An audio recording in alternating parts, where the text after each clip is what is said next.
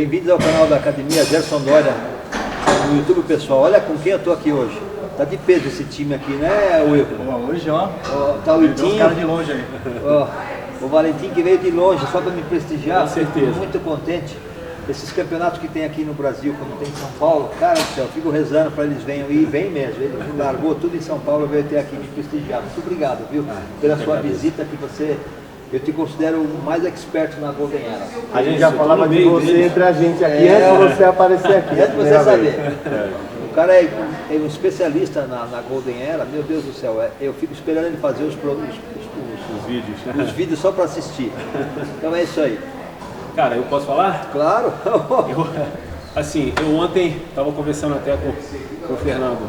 Eu vim a São Paulo, para qualquer motivo que for, e não vi a Gerson Doria, cara, né, não tem como. Então, para mim, é uma honra estar aqui, porque eu falei isso com o Rogério Camões esses dias, é como se fosse a minha casa, entendeu? E sinta-se nela. E é um lugar que a gente respira a essência do bodybuilding, do old school, né? Da atmosfera que a gente ama de paixão. E, cara, eu não tenho palavras para mensurar a honra e a gratidão que eu tenho pelo André de me receber, estar aqui com o Yutinho, fazer um treino que a gente já tinha marcado já há algum tempo. Então, assim, cara, é uma honra estar com vocês, tá? E eu quero só agradecer. Muito obrigado. É isso aí. E aí, para selar essa amizade aqui que nós temos, eu estiguei ele um pouquinho. Só foi um pouquinho. Eu peguei algumas revistas só do Arno, que é capa do Arno, para você escolher duas, tá? Né, Itinho? Só para deixar engraçado. ele falou para ele aqui, falou assim, ó, você vai escolher duas. Eu falei, e ele? Você pode ver todo dia. Não, mas vai estar perto. Tá em casa, né? Tá todo dia aqui. Eu vou te abrir o armário lá, você vai ver todo dia durante 2 anos na próxima volta dele. Vai ter revista. Eu deixo você tocar, hein? Eu abro meu armário, você toca, sente a energia. É isso aí, ó. Não, e é engraçado, gente, porque a galera de hoje não entende o respeito que a gente tem por isso aqui. Né? Acho que todos nós começamos com isso. A Udiaga. Eu me lembro que nos anos 90, quando eu comecei a ter acesso ao fisiculturismo, e normalmente a gente via uma foto do Arnold de uma revista, né? E a gente não entendia o que era aquilo, né? Hoje a galera pega o Instagram, já tem tudo pronto ali. Então a gente ia para academia e a maior parte das academias tinham as revistas. A gente não tinha acesso ao bodybuilding, então a gente via as revistas, treinava folheando as revistas. Isso aqui entendeu? era a nossa internet. Isso, era o nosso entretenimento. E muita coisa que a gente aprendia ali de forma funcional, na prática, era vendo os exercícios dessa galera. Então, assim, tudo que existe hoje é um processo do que esses caras construíram durante a história, lentamente. Então a gente tem um respeito enorme, isso aqui é relíquia. Isso aqui pra gente, cara, não tem preço, entendeu? Não tem preço. Então, eu já vou fazer a minha escolha aqui, entendeu? O difícil é escolher. O difícil é escolher, porque é só Arnold, né, cara? Eu separei algumas do Arnold, porque, na verdade, tem uma caixa cheia. Eu fico surpreendido cada vez que eu abro assim, ó, falando assim, caramba, quem ganhou? O Ronnie Coleman ganhou esse ano o Mr. Olympia. E quem saiu na capa? O Arnold. Aqui, ó, já que ano que é essa aqui? 90. Ele parou em 75 e tinha o Arnold na capa. 90, o Hanley ganhou o Arnold. Então vocês veem a dimensão desse homem, desse legado que ele deixou, né? Deixou um legado fantástico. É uma história que ele estende o universo, né, o nicho do bodybuilding, né? Porque o Arnold foi aquele cara que levou o fisiculturismo para fora, né, da nossa atmosfera. Da nossa atmosfera. Quando ele faz aquele filme Stay Hungry, né? Porque o que acontece? O Charles Gaines, que foi o cara que escreveu o livro Pump Iron, ele roteirizou o filme Stay Hungry e ele fez um papel para o Schwarzenegger, que foi o Joey Santo. E na ocasião, o Arnold ele estava em competição ainda. 74, segundo consta, foi o melhor físico dele, né, Yutinho? Você lembra o peso? Não lembro. Porque ele estava muito maior que 75. 75, em 75 ele volta do filme, ele não iria competir, estava aposentado, né? Então ele volta do filme, ele teve 3 meses para se preparar. Né? Ele teve 3 meses, então houve muitas controvérsias naquele Olímpia ali. Ele não estava na sua melhor forma. Mas falando do filme em específico, do Stay Hungry, por que esse filme foi importante? O Arnold ganhou em 77 o prêmio de ator revelação, inclusive vencendo Stallone no filme Rock. Ele venceu o Stallone. E ali foi o Open the Door, foi o abrir de porta. Foi para onde nós precisávamos estar, no cinema. Isso. Então eu acho que o Joe Eder ele dos dois desde o começo. Desde o começo. Ele tinha que tirar do underground e colocar pro mundo. E o Arnold tinha essa imagem. Então, ele tentou com o David Draper, É. tentou com outros, mas era o Arnold que foi o cara escolhido e foi. Ele começou com o Larry Scott. Isso. O Larry Scott em 66, o Larry Scott ele tinha intenção de competir mais 5 anos no Olímpia. O que aconteceu em 66? Fizeram um marketing em cima dele que ele não se agradou. Colocaram ele como o Rick Wayne, disse que ele era a 8ª maravilha do mundo. O Joe Eder comparou ele à Beatlesmania. Então a galera esperava fora para ver o Larry Scott. E ele queria uma vida familiar. Então ele se casou, ele largou aquilo ali. Depois do Larry Scott foi o David Draper. Mas o David Draper em 67 ele fez aquele filme, Não Faça Ondas, então ele ficou entusiasmado. E no Olímpia, em 67 ele ficou em último no Olímpia. Entendeu? Tão bem, né? O Sérgio Oliva já não era aquilo que o Joe Eder precisava, ele teve que engolir. Mas não era. Até a chegada do Schwarzenegger. Porque o próprio Sérgio Oliva falou, vocês queriam o quê? Preto, cubano. Não dava. Não dava. Naquela época, os mísseis tinha míssil virado lá de Cuba para os Estados Unidos, para da Guerra Fria. Estava ali, não dava para ter aquele cara como um referencial. Então veio o menino lá, ambicioso inclusive, para poder segurar e ser o que ele chegou em 68. O homem ambicioso. Chegou em 68 em Miami, né? Teve uma experiência, já a primeira derrota no Mr. Universo. Ele disse, pô, perdi com frango, né, cara? É verdade. Mas o que acontece? Ele ficou hospedado na casa de um representante do Eder na Europa em uma semana e meia. Então ele não treinou direito, ele não fez dieta, ele pegou o rebote do Mr. Universo. Então quando ele chegou na América, o próprio Rick Wayne, que era o editor-chefe da Muscle Builder, olhou para ele e falou, cara, não é o mesmo Arnold do Mr. Universo. E aí ele perdeu. Só que depois ele foi treinar com Vince Gironda. Acabou a brincadeira. Ele sabe. Não, e tu sabe como é que ele chegou pro Vince Gironda lá na academia? Vince Gironda, aí eu presumo, né? A conjectura minha, Vince Gironda sentado lá fumando o charuto dele. Ele chegou e falou assim, eu sou o Arnold Schwarzenegger, Mr. Universo. Aí o Vince Gironda falou, cara, pra mim você é um gordo de merda. Não, mas eu tenho certeza que isso aí Sabe o que é bom a gente estar falando isso? Um tanto de perguntas e às vezes até alguns caras que criticam os coaches hoje, o guru, e os caras falam, o Arnold não tinha isso. Várias vezes falam, cara, o Arnold tinha. O Vince Gironda foi o que transformou o cara. Transformou ele. Tirou toda a mania dele de exercício, ele não vai fazer isso, vai fazer aquilo. Ele disse que o Arnold não treinava perna, já começa daí, não treina adequadamente perna. E o Vince era um cara que tinha os métodos nada ortodoxos, né? Ele não, por exemplo, agachamento ele não permitia. E o aluno que fizesse era mandado embora. Então, ele não gostava porque ele falava que deixava a bunda grande. Dava ênfase no glúteo. Porque também não tinha um trabalho direcionado para a parte posterior, os femorais. E aí ele orientou o Arnold a treinar naquele agachamento chamado de Jack Dellinger, né? O Jack Dellinger Squat, que era oriundo do Jack Dellinger, que foi o Mr. América. E ali o Arnold ele teve uma mudança extraordinária do físico de 68 para 69.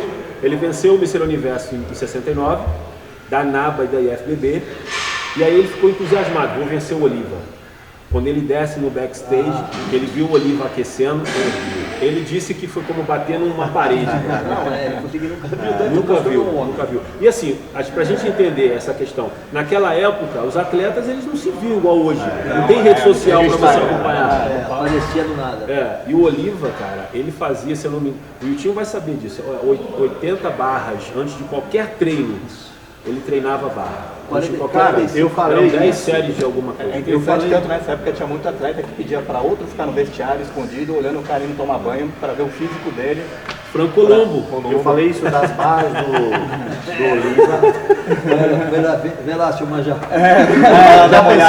Já pensou o cara saindo lá e olhando o cara, porra, mano, vem cá. Já pensou se o cara gosta de falar, vem cá, você tá olhando demais. Não, mas ele me lembrou agora do Franco Colombo com o Chris Dickerson. O Tom Platz também.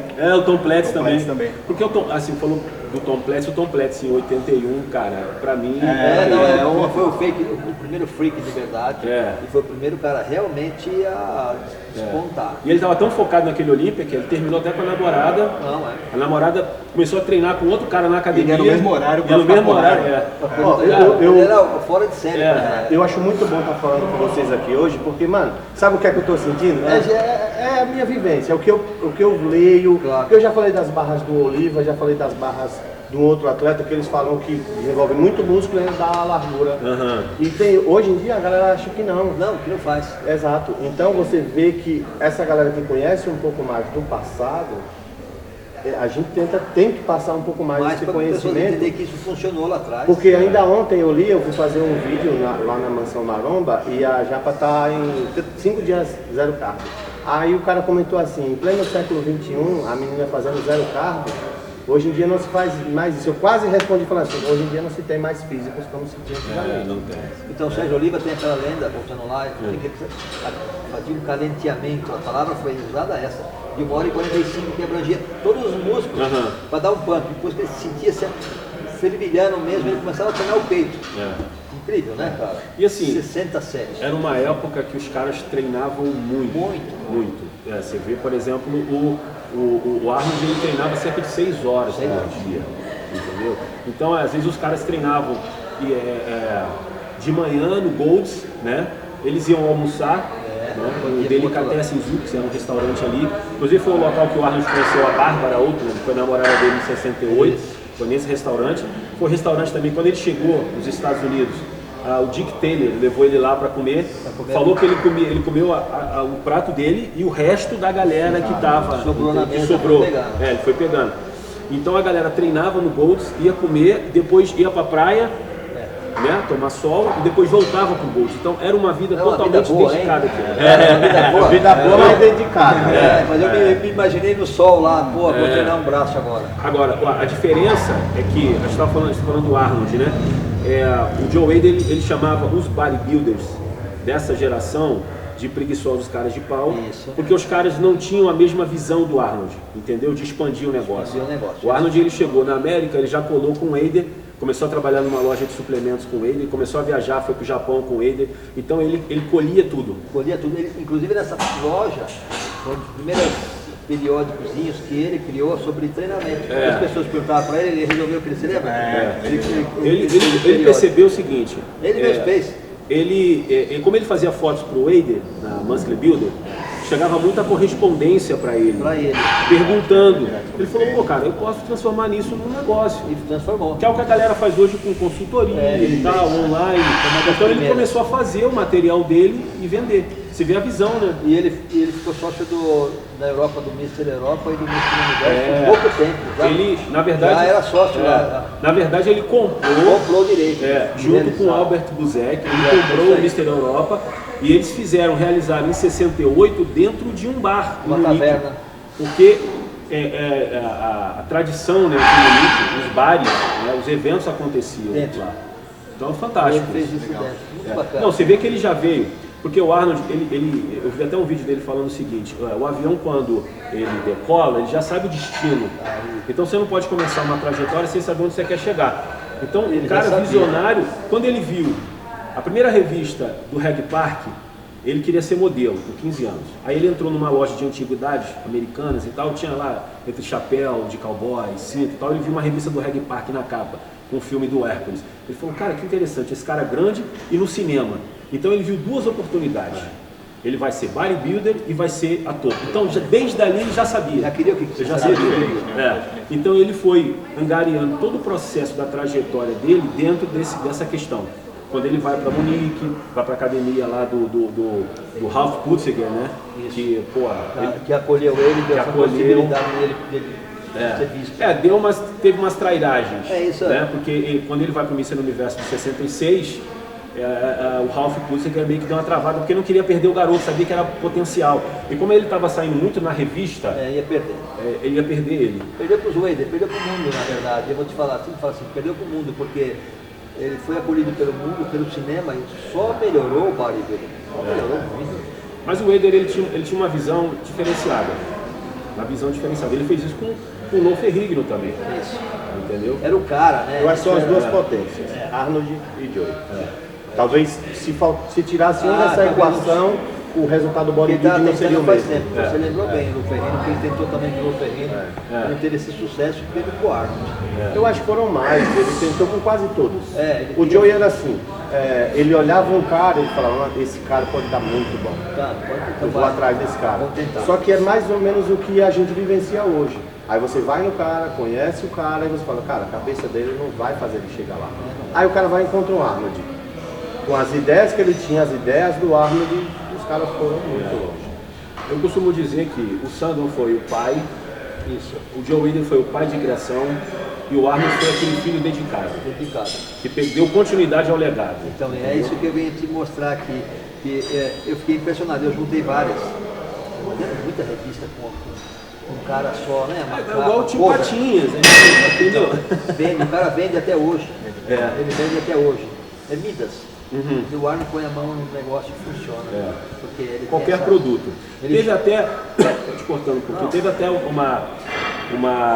acho que 30 referências que a Generation Iron fez, atuais no fisiculturismo, né? E naturalmente eles estão falando do momento do esporte. Ali são os 30 referenciais atuantes. Mas mesmo assim, eu ainda acho que o Arnold, hoje, no momento, ainda é o primeiro. Sim. Só você olhar o Arnold Classic. Eu fiquei com descontentamento nessa. Mas a opinião de um não vai mudar aquela. Claro, não, isso aí é o nosso. Foi a votação, é a nossa opinião. Quando eu abri, eu sabia que era o Arnold, não era. Era o segundo, e achei ele em segundo. Foi segundo. O que você falou, ele só propagou o esporte. O Arnold Schwarzenegger tem tentado no mundo inteiro. Não, nós não seríamos nada. Não. Bodybuilding não seria nada. Não seria o bodybuilding nada, nem no Brasil. Nem no Brasil, muito menos. O bodybuilding era uma subcultura, né? Isso aí. O David Draper falava que não havia reconhecimento nenhum e éramos reconhecidos como homossexuais, né, vagabundos, pessoas de baixa autoestima. Então, assim, era a pior imagem possível. E no Brasil, você vê como o cenário está mudando hoje. Muito. Né? No Brasil, por exemplo, na década de 90, quem fazia isso era marginal. Ainda era. Você imagina lá no Gerson Dória, que ele falou que ele andava de paletó no calor, porque os caras falavam que ele estava com defeito físico. Aí. Porque o homem antigamente se espelhava no Clark Gable, que fumava, bebia e comia fim. E ele falou assim, você é esquisito, você tem elefantismo? Ele era frequentado para as piscinas dos caras, não vou, mas vamos lá, tem umas mulheres, tem umas amigas lá, e ele ia. Se no início dos anos 2000 eu andava com uma revista assim, eu saía da banca, escondendo, eu enrolava. Olha, ó. Isso no início dos anos 2000 agora. Imagina lá, 60, 50, que ele falava assim, caramba, eu passava vergonha porque eu ia nas piscinas, porque a garota estava lá, mas eu sabia que o dono da casa me convidou porque eu era um esquisito entre eles queriam me olhar sem a roupa. O pai tirava, né? Queria ver como é que era, né? Pô, o cara era defeituoso, não entendia aquilo. Eu lembro de uma vez que o cara fez uma graça, que eu comprei a revista, era até o Ronnie Coleman. E quando eu ia saindo na porta, o cara falou, o mano ali que comprou a G Magazine. Cara, eu voltei na hora. Eu quase saí na mão do cara. Sério. Foi ver porque assim, você tá ali vendo um esporte. Então, na minha época já tinha isso, imagina nessa época desses caras. Me fez lembrar de uma história, rapidinho, do Bowen Coy. Bowen Coy, quando ele era garoto, ele começou a se apaixonar pelo bodybuilding. Então ele ia na banca e ele via as capas da revista, e geralmente os bodybuilders de sunga. E ele acreditava que o que dava os músculos, que todo mundo estava de sunga, eram as sungas. Então ele passou a usar constantemente as sungas. E ele roubava, ele ganhava mesada, quando ele não ganhava do pai, ele ia até a banca e surrupiava a revista. Ele não entendia, não sabia ler e tal. Depois, mais velho, que ele veio entender como que funcionava aquela construção muscular. Ele achava que era sunga. Você vê a tamanha desinformação da época. A gente acha que na América, né, Prospera, até lá tinha essa desinformação, essa falta de... Foi esses homens aguerridos que deram mover a roda mesmo, porque até lá tinha essa dificuldade. Não existia nada, né? Você vê, a mãe do Arnold achou que ele era homossexual quando viu as fotos dos atletas pegados na Ela parede. falou com o psicólogo, ele falou que o psicólogo não pode deixar seu filho, ele gosta de esporte. E assim, a gente está falando de uma realidade Que bom que pegou um psicólogo bom. O cara ainda treinar, né? A gente está falando de uma realidade que até hoje ainda existe. Existe preconceito com relação a isso, entendeu? Da galera, o Tio citou bem, da galera olhar e achar que, pô, se ficar vendo foto de homem, sunga, entendeu? E não entende que é o esporte. Que a gente Você não olha... assiste um campeonato hoje, se alguém que não conhece, vê falar, os caras ficam vendo os caras de sunga. Ah, aqui, né? Entra aqui, não desconhece e vê a gente vendo aqui na rua. Pô, tá ela vendo, esses inteiro caras de vendo. sunga aí na TV. Fica vendo, Quando algum cara que não sabe o que eu faço, que às vezes fala, não, eu sou comentarista de fisiculturismo. A resposta é sempre essa, você comenta aqueles caras de sunga? Não fala assim, aqueles caras musculosos. Não, é o cara de sunga. É o cara foca de na sunga. sunga. Não tem Só que outro aí é onde jeito. eu falo, porque assim, a gente foca no músculo. O cara que é leigo, ele foca na sunga. Aí é que você tem que falar. Por que você Quem é que tá errado? Por que você tá focando Você ali? tá focando aí por quê, garoto? Quem é que tá errado? Então, eu sempre conto para ele que um dia, numa segunda-feira de 1980, né, eu contei para você outro dia. Estou na academia, fiz 5 matrículas de manhã, numa época final do mês, assim, cara, fiz 5 matrículas, estava levantando peso, a gente estava num nível internacional bom. Porra, daqui a pouco, mais 2, o professor era eu, porra, estou trabalhando pra caralho, hoje que saco. Daqui a pouco, mais 2. Resumindo para você, deu 11 horas, eu liguei pro meu pai, telefone fixo, pai, fiz 12 matrículas, o que você está fazendo aí? Meu pai é um capeta, né? Então, ele veio correndo, penteou o cabelo, já tinha 2 no balcão. Ele olhou assim para a academia, o que está acontecendo? Eu não sei. Abriu a gaveta, aquele pacote de dinheiro assim, não tinha cheque ou dinheiro. Ele olhou assim, deu mais meia hora, resumindo para você, quando deu à noite, nós fizemos 80 matrículas. Meu amigo chegou assim e falou assim, você não sabe o que é? Eu falei, não. Conan Bárbaro. Então você vê a dimensão disso, o que nós tínhamos naquela época, o cinema. Então foi um tiro certeiro no negócio. Torcia pro Conan passar toda semana. Meu Deus, passou, ficou no cinema, depois veio assim, prosperou Mas você demais. sabe que saiu daquela escuridão, que começou a ser Literalmente. Saiu da escuridão. E é uma avalanche, né? Vai tudo. Aí Desde o esporte, desde os atletas, a academia, o produto vai. a suplemento cresceu, Mas você sabe que o Conan, as informações. o Conan só existiu por causa do Pump Iron. Sim. Porque o John Milius, ele assistiu o Pump Iron, diretor do Conan, e falou assim, cara, nós precisamos de um personagem para esse cara. Então, não foi o Conan criado, o Arnold criado por Conan, foi o Conan criado por Arnold, entendeu? E depois do Conan, porque quando o Arnold ele compete no Olímpia de 80, na verdade ele estava em treinamento para o Conan, mas as gravações estavam sendo adiadas. Inclusive até se machucou, né? Ele teve uma lesão no ombro e tal, mas ele continuou. A lesão do Frank Zane, que deu um impulsionamento na proposta de competição do Arnold. E também a questão do retorno do Muhammad Ali, aquela luta contra o Holmes. Que o Muhammad Ali perdeu, inclusive teve uma polêmica, a esposa do Arnold não queria. Mas enfim, quando ele compete no Olímpia, e ele disse que ele disse pro Frank Zane que não ia competir no Olímpia, ele ia para as transmissões, e que o físico dele, que o Frank Zane ficou impressionado, era pro Conan. Mas era mentira. Porque quando ele chega no Conan, o Joe Milius falou, não é esse físico que eu quero. Eu quero um físico de um cara grande, mas um físico de um lutador. Né? Você vê que se você pegar as fotos dele no Conan, você vê que o físico dele está completamente diferente do Olímpia. Pessoal, falando em Olímpia, eu vou deixar vocês, que eu sei que esse papo vai longe. Eu vou em casa tomar um banho que eu treinei e volto para pegar você pra gente ir pra frente. Show. Tá bom? Você que esse... Falando de já. Olímpia, Aí vocês conseguem falar até mais que a gente tem que ir pro Ele Olímpia. trabalha. Valeu, galera. Vou te aguardar aqui. E teve uma polêmica que em 80 todos eles se revoltaram com isso, né? Porque ele teve voltado. O problema de 80, na verdade, não foi nem o Arnold ter competido. O problema de 80 foi ele não ter se inscrito previamente para o evento. Ele simplesmente entrou. Simplesmente entrou. Então, os outros atletas, beleza, ele é Olímpia, ele foi Mr. Olímpia, ele tem vaga. Mas os caras tinham que estar preparados para a vida dele, e ninguém estava. E sugeriu mudar a regra também na Na verdade, dividir, né, as categorias. de peso. Foi o que gerou a polêmica, que começou com o Barry Coy, porque o que acontece? O Arnold começou a sugerir, né, com a voz ativa que ele tinha, a personalidade e tal, e o Barry Coy, não, tudo bem, sugestão tua, mas por quê? Explica. E ele não quis, falou, não, eu não quero conversar com menino, quero conversar com gente grande. E o Mike Mendes não gostou daquela postura. Então ele se levanta e aí começou toda a treta. Clássica, né? Na verdade, o Mike Mendes nessa situação era um forasteiro, porque ele era atleta. Arthur Jones. Arthur Jones, não tinha só ele ali, né? Arthur Jones. O Sérgio Oliva era Arthur Jones. Arthur também. Jones. Eles não eram aceitos Casey Beato, 82. O Ercol também estava lá. Eles não eram aceitos naquele grupo da. E já tinha tido aquela confusão entre o Arnold e o Arthur Jones. Não, e detalhe, o Mike Mendes era patrocinado pelo Wader. Sim. Ele perdeu o patrocínio depois do Mr. Olympia de 80, porque ele ia dar palestra, né? Os eventos dele, o pessoal perguntava a opinião dele sobre o Olímpia, ele se omitia. E o Eider tirou o patrocínio dele porque o Eider disse para ele o seguinte: não, você tinha que se posicionar e defender a FBB. E ele não defendia. Ele não falava nada. Na verdade, foi uma época de transição para um atleta. Era uma escada para o cinema, para uma coisa grandiosa para o esporte.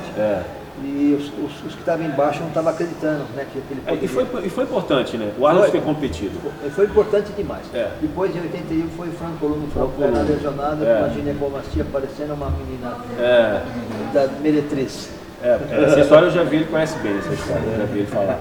Porque o Franco, cara, o que acontece? Ele tinha competido naquele evento, no Strongman, ele ficou um tempo ausente, os médicos tinham praticamente, cara, tu não volta mais nem a treinar, entendeu? E ele retorna, e assim, em 80 ele participa das gravações do Conan. E vai de novo. E ele se lesiona de novo, entendeu? Então assim, não dava para ele vir em 81. Então, e aí o que aconteceu? Boyer Cole, Platz, Zenin, mas os outros eles falaram, não vamos entrar. E o Dickerson. Só que o Dickerson ficou. Ele ficou. Aí ele ficou. E o Tom Platz também. Então o Platz falou assim, não, eu gosto do Arnold. Ele considerava todo mundo, né? Ele era muito fã do Arnold e do Columbo. Ele considerava o Frank os pais. Os caras que cresceram no negócio, ele tinha essa consciência já. Então muito interessante essa transição do Arnold na história. E se não tivesse acontecido tudo isso, eu acho que a gente não estaria contando essas histórias aqui. Hoje seria mais um Olímpia. Quem seria Olímpia ali? Vamos supor, o Chris Dickerson. Não teria tanta relevância, entendeu? Assim, foi ruim pro Mike Mentzer, porque acabou com a carreira dele. Ele desistiu. Né? Desbandou até a morte dele em 2002, se eu não me engano, desbandou.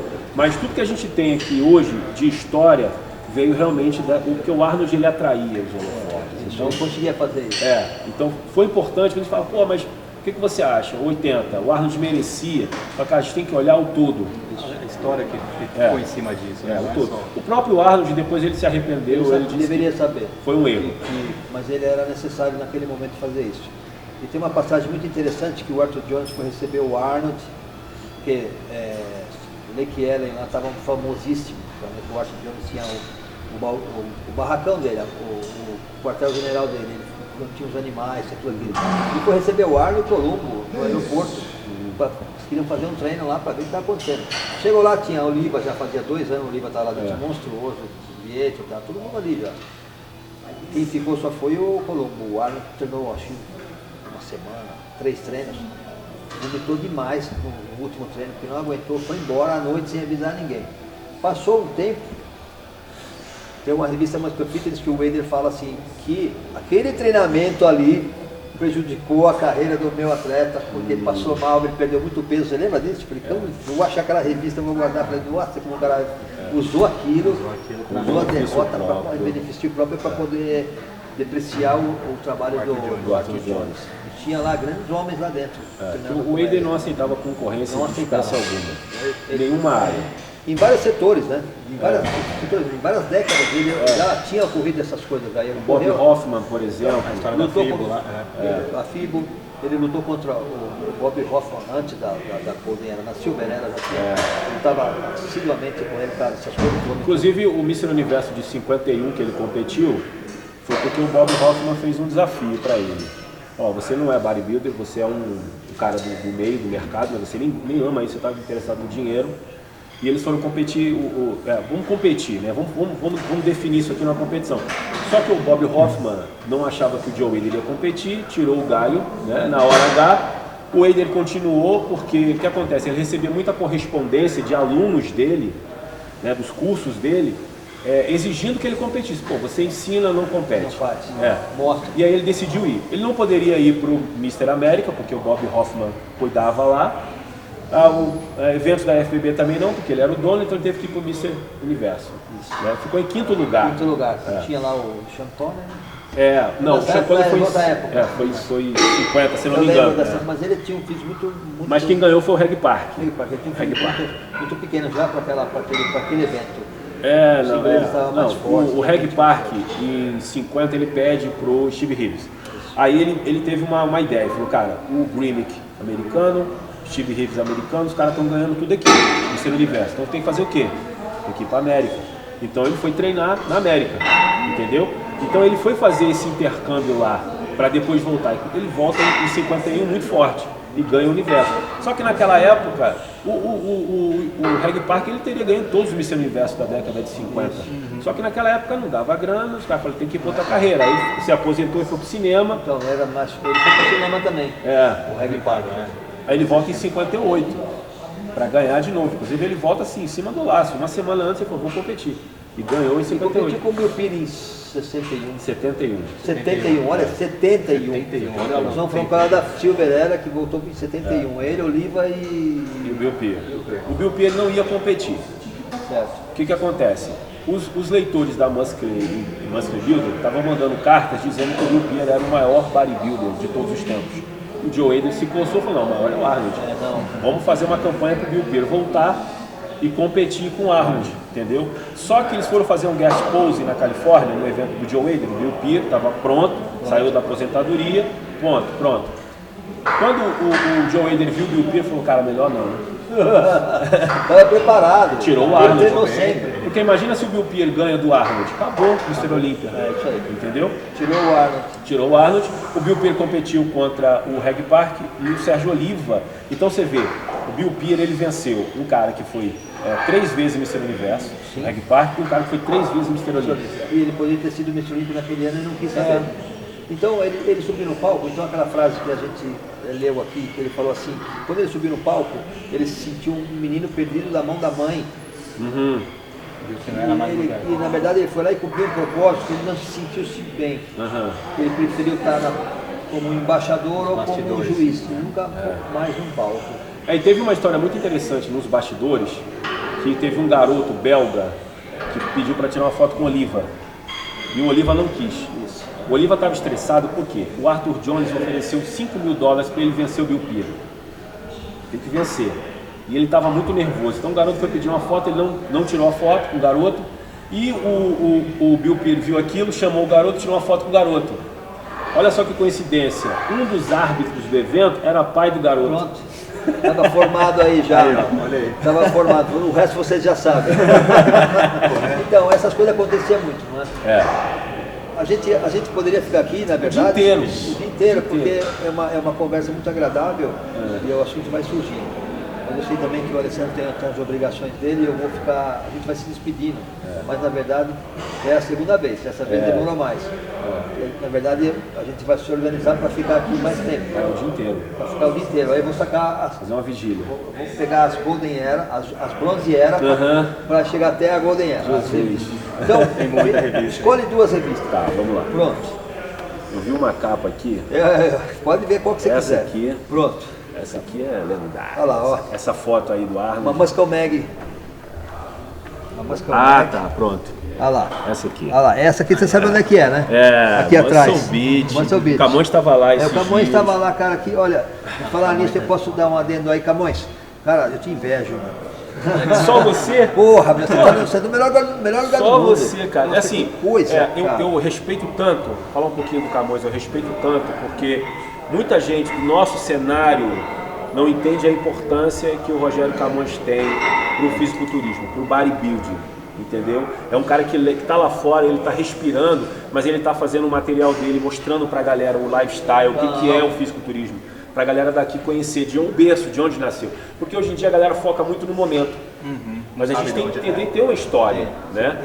Ele posta uns lugares maravilhosos de treino, ele tá treinando assim, eu fico olhando aquelas imagens de fundo da academia e falei, pô, ele tá lá. Essa inveja é boa, viu, Camões? Não é uma coisa não assim. só do bodybuilding, né? Do MMA também, MMA. né? Porque é um dos primeiros caras que apareceu como treinador de um atleta de ponta quando ele Silva. Então, até que você vê, aparecia lá. prestígio. É um cara que transita nas duas áreas e bem, faz o seu papel. Ele tá treinando uma pessoa que é uma menina agora, como ela chama? Mackenzie Byrne. Vai lutar agora dia 1º, entendeu? Então, Camões, a gente te ama, irmão. É isso aí. Sucesso para você, que Deus te abençoe e continue te dando saúde para que você possa realizar todos esses desejos da gente. Da gente olhar. Obrigado, viu? Essas 2 é sua. As 2 é de 92, para você ver como o arte tem uma abrangência grande, cara. 92, as 2 revistas. Olha que capa linda. É isso As aí. duas. Obrigado, André. Cada vez que você vem aqui, eu vou dar uma pra você. Vai. Ih, vou vir direto, então. Então você matou aí, galera. Obrigado. Que Deus te Obrigado, ilumine, cara. que você tenha uma boa estadia em São Paulo, viu? Obrigado. Fernandão, Obrigado. um abraço, Fernando. Bom, hoje vocês escutaram esse papo que dá vontade de ficar o dia todo aqui. E é isso, se inscrevam no canal. Visitem o canal aqui do Alessandro também. O The Old vocês School vão ver lá. Séries. O Discurso Séries é maravilhoso. A gente usa muito ele, né, André? Ah, usa mesmo. Eu fico olhando, me inspiro na mente desse homem, que ele é muito inteligente, é uma coisa melhor que a outra. Eu fico muito envaidecido, cara. Eu olho e falo, nossa, que coisa legal. Às vezes eu tô de madrugada, eu mando pra ele. Eu acho que ele vai ver daqui a pouco. Onde esse cara arruma esse vídeo? É o que ele fala assim, pô, ele arrumou esse vídeo final, cara, eu não sei. É um segredo. Mas Mas ó, segredinhos. eu já falei pra ele, se vocês precisarem de material de vídeo, meu irmão, Muito obrigado. Viu? Viu? Eu sou um amador perto de vocês, a gente se diverte. E aí, continua curtindo aí.